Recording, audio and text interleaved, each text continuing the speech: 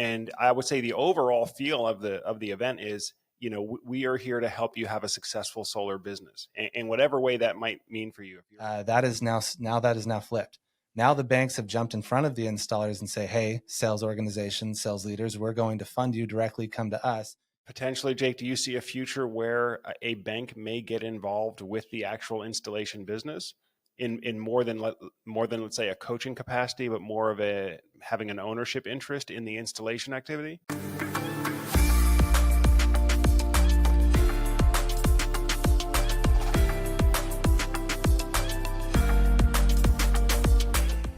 All right, welcome back to the Solar Surge podcast. If you're new to the Solar Surge podcast, this is the program where we have the top CEOs and the top business leaders in the solar and energy storage space.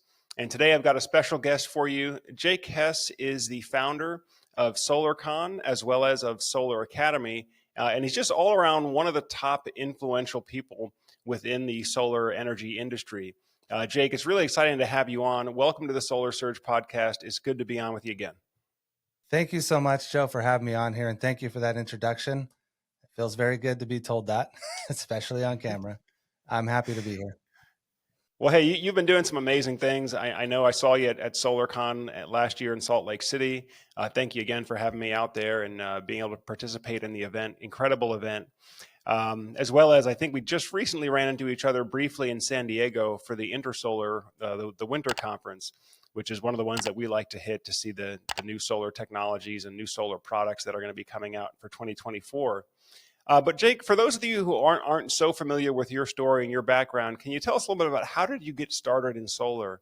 And then how did you come to found your own solar conference with SolarCon? Oh my goodness, that was a journey.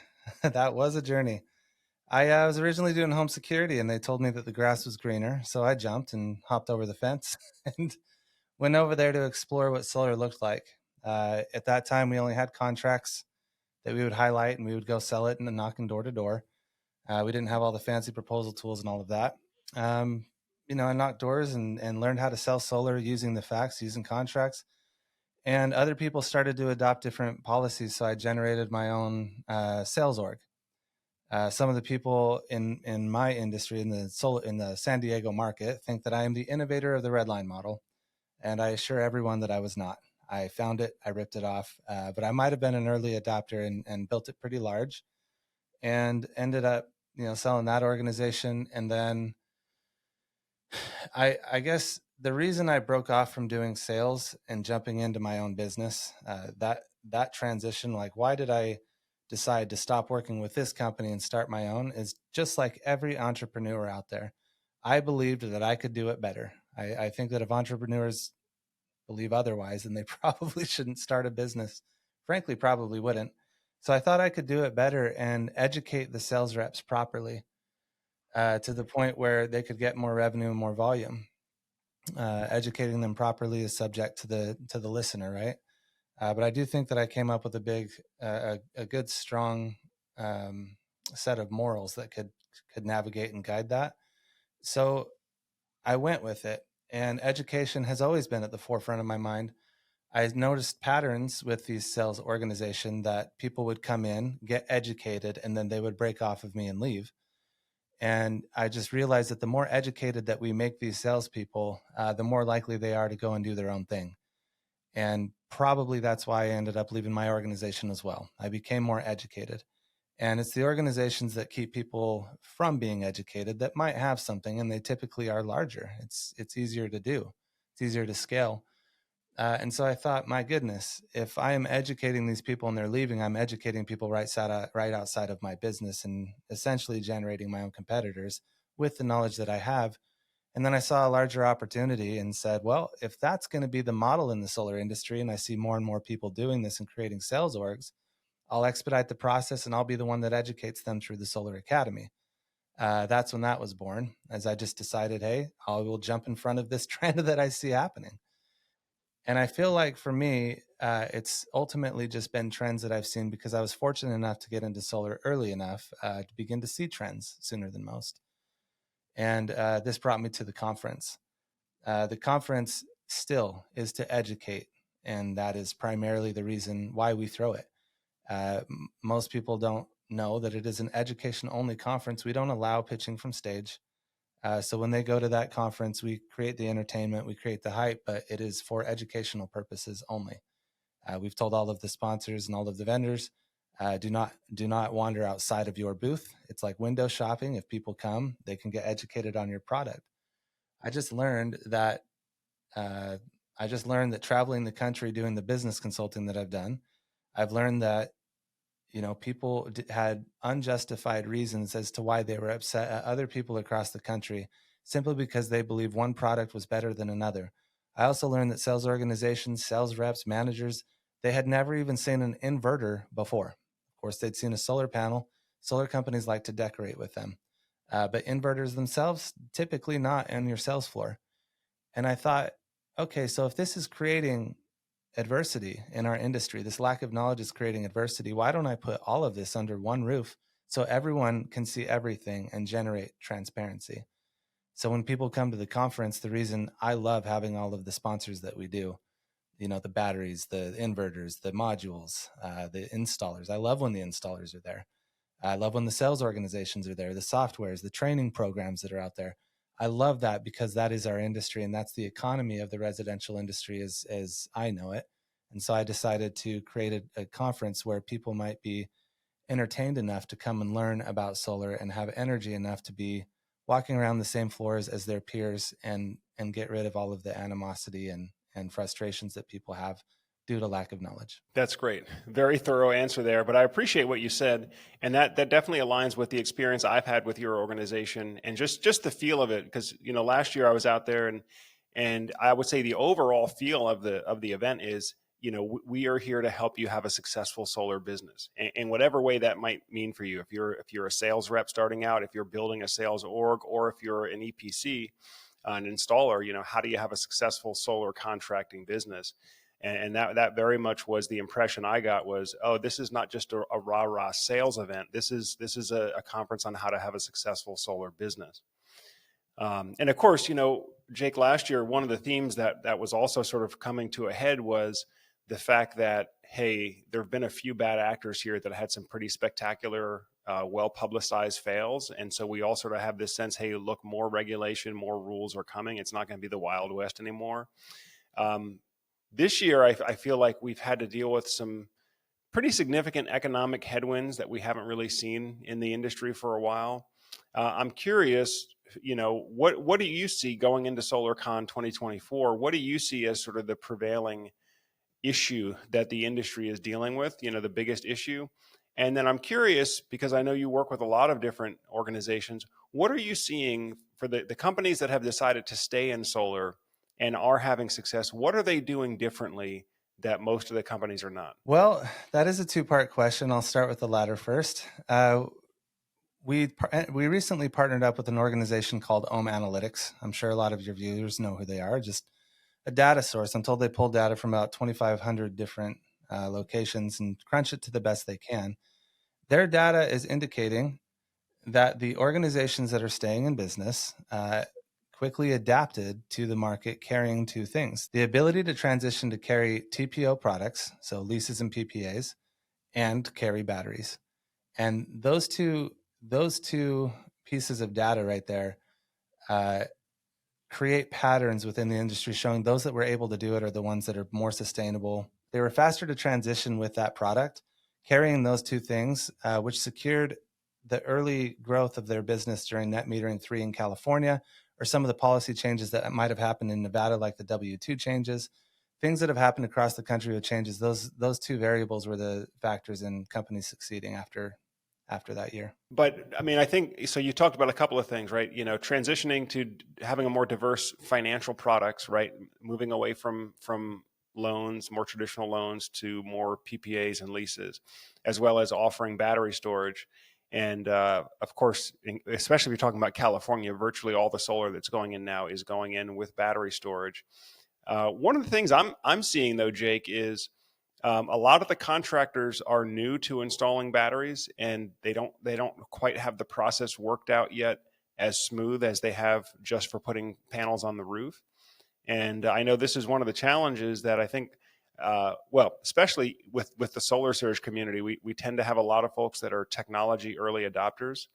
And as cool as a lot of these new battery products are in terms of what they can do, I think one of the components that got left out of the conversation was how can we actually help the installer have a profitable battery installation business? Because it's not the same as a solar installation business. It looks similar, and sometimes these systems have to tie in together, but it is a different animal altogether in terms of the pricing, the staffing, the equipping, the training of the installers.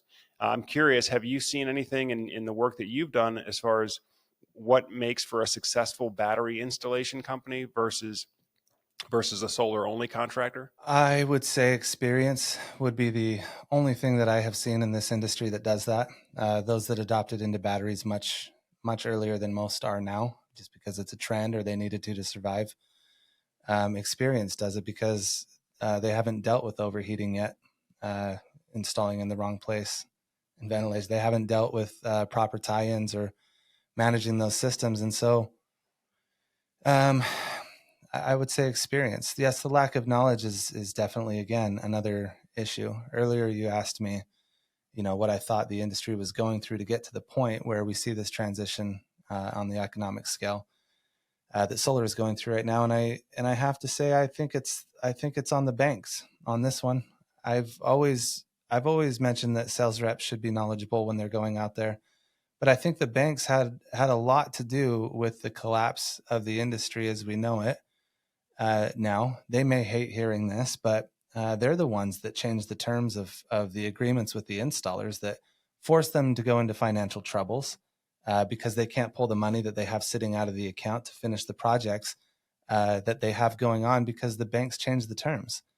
I mean, if they're doing that, then how in the world, and it's to make themselves more profitable, the data is out there. But how in the world are they going to change the terms on the installers who they already know have thin margins and expect them to do great? So my answer to you on the latter question is, wouldn't it be amazing if we lived in a world where the banks were able to train on the products that they find value in if they're going to be funding it? Wouldn't it be amazing if they could train these installers exactly how to do batteries so that their funded projects can go through better and they don't have to raise the rates on everyone or change the terms on the installers because they're creating healthy business that way? And I would say if we were to make a change, and I'm not saying it's necessarily the bank's responsibility, but I would say if we are going to make a change, some of the strongest people are in an industry that say that they advocate us and advocate the businesses. Wouldn't it be amazing if they aligned with us and helped us reach that goal? Interesting perspective. It does make a lot of sense, though, too, because the banks are in a unique position to see sort of underneath the hood performance data on a lot of the contractors. They can really vet the contractors in a way that most sales reps or end user customers can't really do that. So I'm curious. I mean, do you see potentially, Jake? Do you see a future where a bank may get involved with the actual installation business in more than let's say a coaching capacity, but more of having an ownership interest in the installation activity? I think it's already happened. I wouldn't say they've necessarily partnered up with the installers. I think they just flipped the script on the industry. For those that aren't aware, when this economic trouble did hit these companies, these installation companies, everyone thought that the banks, and maybe it's true, I'm not in these banks, I don't work there, but everyone thought, hey, they're trying to, they're trying to help the industry. They're trying to create a scenario where sales reps feel safe again. And what's really happening is they're gaining control in this industry. If they've created those problems and complications with the installation side of the business and sales reps haven't been paid, projects aren't being completed, there's not enough weight on the value of the completed projects, then these install companies have actually jumped now in front of the installers and have decided that they're going to start backing the sales organizations directly, putting the installers behind them. Before, it was always sales goes and finds an installer, and then the installer has the bank, and then the bank pays the installer, and the installer pays the reps or the sales side, right? That is now flipped. Now the banks have jumped in front of the installers and say, hey, sales organizations, sales leaders, we're going to fund you directly. Come to us. We're going to pick who the installers are. And in my mind, they're just picking what the terms are. They're picking how they're going to play ball. They're dictating which installers are going to get it based on the metrics that they want them to. And if they don't abide, then they'll say, thank you very much, next. and why would a sales representative go and partner with an installer at that point? We've already felt the pain. We've already felt the hurt. And we don't necessarily want to go and partner with an installer because the safe bet is now the bank, right? So I think something similar to what you described has happened. These banks are now positioning themselves to be in front of the installation partners. Yeah, and do you see that could? Do you think that will be successful long term? That model? Do you think sales orgs will have long term loyalty to the banks? It's hard to say. I understand it. I mean, if you go on any of our social media platforms where these groups of salespeople have unified and banded together, you'll see them openly talking about the frustrations that they have with installers, even publicly, almost discriminating, or not discriminating, but publicly bashing them and saying that I didn't get paid, and the owners of these install companies are saying, we have been operating the same way. Like, we could not have foreseen these terms being changed on us. We're sorry. Like, it sucks for us too. These installers are losing more in their lives than the sales reps even understand. They're going in and bashing them. And I would think with that kind of pain generated, why would a lesser educated sales rep ever trust another installer again?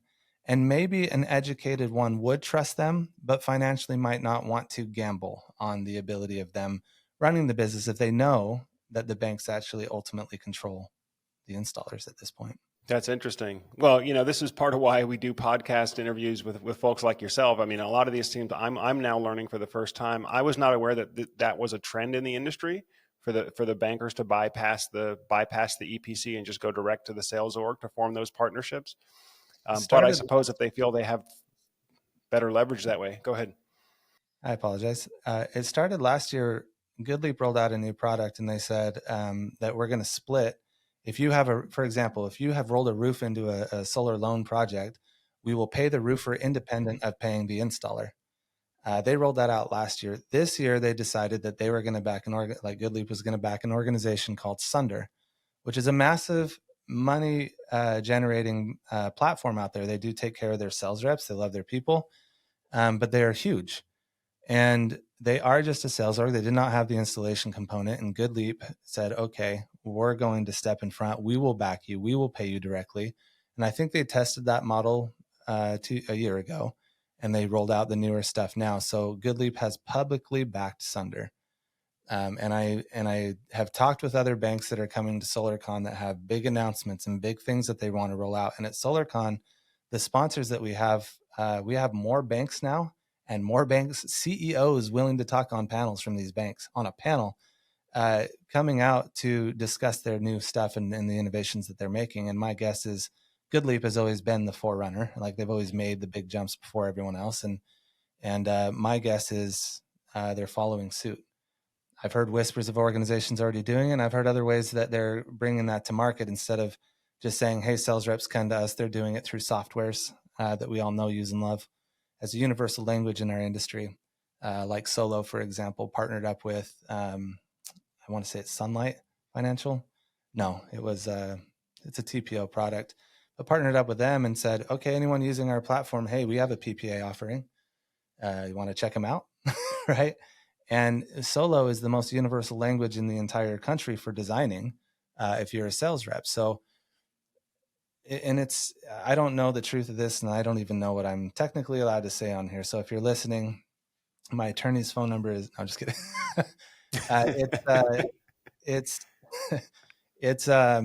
It's interesting to me because if these TPO products like leases and PPAs have their own proprietary design software in their organizations, which they have to have in order to comply with the rate production guarantee that they put in their contracts, they want to be in control of that kilowatt hour production rate. They want to be in control of that because they don't want to pay out that contract every single year, right? So if the design software can be taken out of their portal, they no longer have to function. They don't want to be a tech company also, right? If Solo is a universal language, if I wanted to go sell SunPower and Sunrun and Everbright and Sonova and all these other TPO products, I have to learn each of their proprietary design softwares, or wouldn't it be nice if there was one universal software out there that I already knew and have used that now is able to handle TPO products, that complies within the regulations that they need to abide by their contracts for the rate production guarantees. And that's the route I would go, and I believe that's the route the banks are going with their design. They're like, thank you, we will get rid of our design software and we will use you instead, making it that much easier for sales reps to go directly to the banks again. Makes sense. Makes sense. Okay. So let's talk more about SolarCon coming up this year. What's going to be different this year in terms of the programs that are offered, the speakers, the topics being covered? Maybe for somebody who's not as familiar with the conference, I know SolarCon, again, the theme or the impression I got was how to have a successful business, whether you're a rep, a dealer, a dealership owner, or a contractor, how to have a successful business. What can attendees expect this year? So attendees this year, we have some really cool stuff being rolled out. We opened a new stage because there was new things that people wanted to hear. We knew we could fill the stages with the topics we already had, those that you suggested, helping businesses and growing and learning education. But we also wanted to put platforms up there for other organizations to begin to join, like SEIA, the new and upcoming RSA, right? Organizations like this, I wanted to have a Texas panel, California panel, Arizona panel, Nevada panel, because I want people to go in and actually learn about their specific state and what the policies are and how to handle their businesses with net metering and what they can expect from changes from their utilities. That's a facet of the industry that we haven't necessarily covered as a whole, as a universal understanding, or a place for anyone in our industry to just go learn about it. And so we added that stage. That's a fun one. We also added awards this year, industry awards that we have a strong agenda to push to be close to the JD Power and Associates Awards, or what they are to vehicles. We want this award to be for the industry. And so we've actually included manufacturing, something your audience is likely very much into. We have a manufacturing award, we have a finance award, we have sales award, we have all the different awards, software awards, achievement awards. We have these different categories because we want to inspire education and training in the industry. To your point, we don't know if these new installers carrying these new batteries that haven't done it before are going to install it properly. And so the committee that we've created for the manufacturing award, for all the awards under the manufacturing category, they're actually from your field. I am not. It's not me creating that award. Yes, we are the show of it, but it is people in your field creating that award and what the criteria are to win it. We then generate and filter that data from Ohm Analytics and everything submitted through the portals. We then will generate that data, and the committee will nominate the 5 that found the most value in that criteria.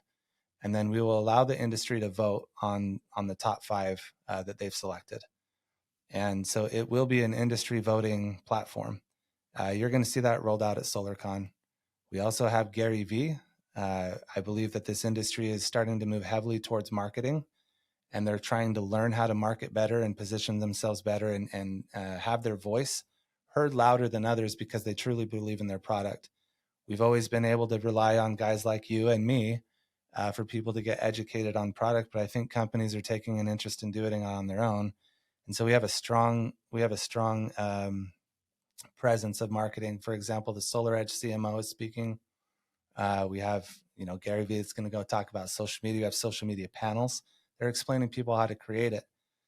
We have a lot of people, a lot of sponsors in there surrounding it. And we just see more and more and more that people are looking for it. So we have that. There's more, but I don't want to continue. No, that's great. That's great. Obviously, I think, you and I are very much aligned in wanting to bring better quality education, particularly product education, into the space, right? So a lot of that a lot of times that's the area where I tend to be very, very much focused. But no, it's exciting to hear what's going on out there. Some of the different business structures that are emerging and that are seeming to work. I do kind of feel for the contractors and the hit that they've taken in this whole thing, because they're getting it from a number of different directions. And I think you're right that most sales orgs, most sales reps, most homeowners have no clue the amount of risk that the contractor is having to manage for what at the end of the day is very little margin. I know I see the homeowner comments all the time about, oh, the contractor's got such inflated margins. Like if you really knew how this business worked and all the costs that are stacked up, and then all the risks and everything that could happen 5, 10 years down the road that you're going to expect that contractor to fix for you, is really not making that much at the end of the day. And again, as somebody who's been on that side of the business before, I can imagine having to navigate through this last year and a half has been incredibly challenging. But Jake, I mean, we call it the solar coaster, right? It's never really an easy cruise in this business, regardless of which seat you're sitting in. It's always seems like it's throwing some curveballs at you. But I've always been very impressed with the organization that you've put together, and just your approach to the whole thing. That not seeing that the industry had a stage or had a platform for all of this discussion to take place, and so you just went ahead and built it yourself. Much respect for that, and very excited to see what else you'll be rolling out this year. Is there anything else that you'd like to share with the audience as we're looking to go into SolarCon 2024 next month? Yeah, SolarCon is meant to be for the industry. It's I've heard from multiple organizations that they believe it's a sales industry, or it's a sales conference. And sure, I could understand that because we put the Las Vegas flash and sizzle on it, which is typically what sales like, right? But we do have a lot of manufacturers that are beginning to play ball in a big way. Just this year, we've a lot of the C-suites didn't of manufacturer companies, of module companies, of inverter companies have had conversations with us about how large they can go next year. The way that I am seeing it is we have built the economy in a nutshell. Is basically this conference, and I would say that it's making you more relevant to be here because you get to see how your product is received by the people that are actually going to be carrying it, selling it, promoting it, advocating for it, sitting in the home saying this is the best product you can have. I think that it would be ill-advised not to go around the very people pushing the product uh, and living it on a day-to-day basis, that are your foot soldiers out there valuing it. And I think these organizations are beginning to see that. So I want everyone to know we have designated stages for software and install companies, and sales is just one facet. The door-to-door sales panel, we have one panel in the whole conference surrounding door-to-door. It is not a sales conference. It is a conference to come and show what you are made of and show what you have brought to this industry so that we can all go out, understand it, and sell it. So for me, come to SolarCon if that's what you were asking.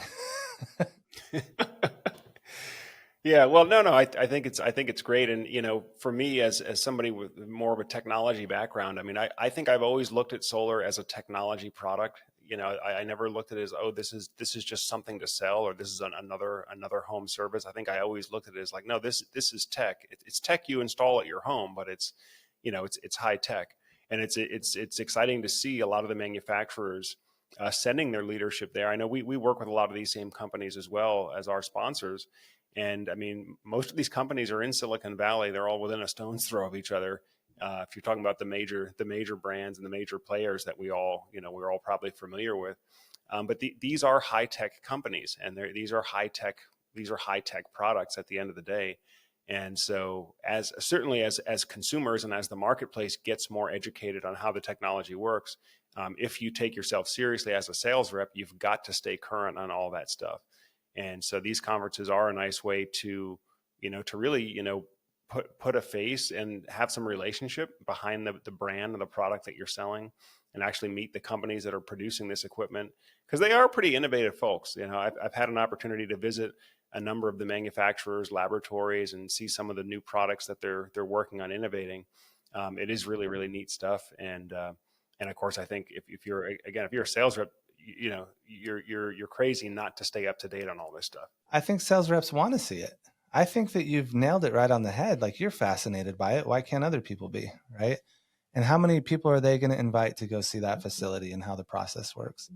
So, I just wanted to create a place where they're all under one roof. What I didn't get to say that I kind of forgot about was these major manufacturers that everyone knows, uses, and sells have committed to come next year in a very large way, probably larger than Intersolar. Typically, you'll have a 20 by 20 booth space is about the size these big guys are going now. But we just had a conversation with a very large manufacturer that probably has a majority market share of their modules, and they said that they're going to come in and do very large booths. They're bringing their C-suites this year, and they're saying this is the conference we need to be at. We don't know why we're spending time at the other ones. And it was not my intent to create the largest conference. It was my intent just to create the platform where everyone could go and learn about each other, so that we can understand what we're pushing and promoting. Great. Well, for those that would like to get signed up, I know that you still have time to get signed up for a few of your different attendee levels. Where can folks go if they'd like to learn more about the conference or get registered while they still have time? It's really easy. Just type in SolarCon in Google. The actual domain is attendsolarcon.com, but we have a lot of people following our social media account. It's just SolarCon on Instagram and Facebook. We tend to blast it out there everywhere. Yeah, I would say you're definitely one of those ubiquitous social media presence, Jake. Are you all still active on LinkedIn as well? We are on there, just less. I know that a large audience is there of the platforms we are seeking. That brings us to a point. I am adding stages and credibility to these stages in order to prepare to bring on the larger audiences and the more refined audiences, I'll say, I believe are on LinkedIn. And I would like to build a platform that they might feel comfortable to come and join as well. And I believe that next year we'll have that. This conference this year, our agenda was to show that I guess the theme is together we redefine the industry, because I do believe that we need to transition from all of the loud social media, like, hey, look at us, here we are, to being more like an Apple or Microsoft type of industry where we take it seriously. I believe this economic downturn that we went through in the solar industry has sifted through some of the riffraff that we had. And there was some good people that got sifted out as well. I'm not saying that all of them were bad, but I do believe the ones that regularly maintain bad practices did get sifted out. And I think with all of the pains that we went through, I think our industry is probably looking for something a bit more refined and stable. And because of that, we are also refining and stabilizing the conference to get away from a lot of that hype and going more to audiences that LinkedIn professionals like LinkedIn may want to generate and go to. So next year, this is the transition to next year. Together, we redefine the industry. I'm having that movement come, and then we'll move into the next year where we are redefined. Excellent. Well, we will be eagerly following your progress. And again, I've always been personally very, very impressed with the event, and I appreciate the opportunity to participate with you a little bit last year. While we have a little bit of time left, Jake, is there anything else that you'd like to leave the audience with as we're looking at going into SolarCon next month? Well, not much. I would say, your voice, you might be on here listening and you might have a lot of opinions about things that are being said from me. You might even disagree with a lot of the things I said. I would actually encourage you to reach out to us and tell us. We want education. We want people to be known. And if you have an opinion of something we're not thinking about, we want that. That to us, that is extremely valuable. So where you think your voice might not be as strong or as prominent, a lot of times you tend to be the ones that are the analyzers. You sit back and you listen to many things and you formulate educated opinions rather than myself going on and spouting anything I heard it 5 minutes ago and now it's my truth. You actually take time to process these things, and I would really encourage you to find platforms that you feel comfortable or people you feel comfortable with to voice what your opinions are, whether it's with Joe, whether it's with us, SolarCon, the awards, the RSA, Mentis. Please start to get loud in this industry because all of us are craving it. We're all generating these platforms to hear it. And I just don't want anyone out there to think that they don't have a voice, because I know the dynamic of personality that you have and how you would perceive and receive that message. And I know how I would do it. And I believe that there's a lot of people willing to do a lot of good out there. So stand up and talk, tell us, and help us with this industry. Great. Well, folks, this has been an interview with Jake Hess, the founder and head of SolarCon and the Solar Academy. Again, I personally recommend the event to any solar professional, whether it's on sales side or install side or what have you. But really a tremendous event. Personally, I'm not going to be there this year because of a family conflict. but it's an event that I would wholeheartedly endorse and recommend for anybody out there who might be interested. Well, folks, that pretty much does it for today's podcast interview, though. And again, folks, this is the show where we have the top CEOs and business leaders, thought leaders in the solar and energy storage space. Jake, thank you very much for taking time out of your afternoon to chat with the Solar Surge audience. Thank you very much, Joe. It was a good time out here. I love it. All right. Well, I wish you success with the conference, and I look forward to catching up with you again soon. Thank you.